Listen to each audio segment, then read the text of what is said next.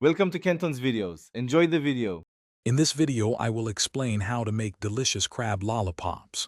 First, ensure you have about 1 pound of fresh, high-quality crab meat, which is key for the best flavor. Next, gather your binders, 1 large egg and 1/4 cup of plain breadcrumbs.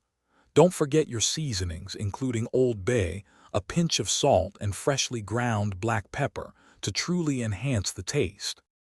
Now let's prepare the mixture.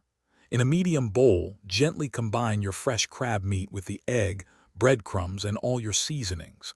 Be careful not to overmix, as this can make the crab tough.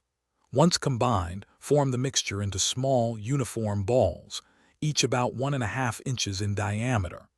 Finally, carefully insert a small skewer or stick into each ball to create your lollipop shape. It's time to cook your crab lollipops. You have 2 great options.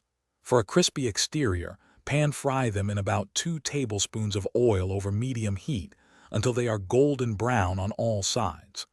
Alternatively, you can bake them at 375 degrees Fahrenheit for approximately 12 minutes. Always ensure they reach an internal temperature of 165 degrees Fahrenheit for food safety.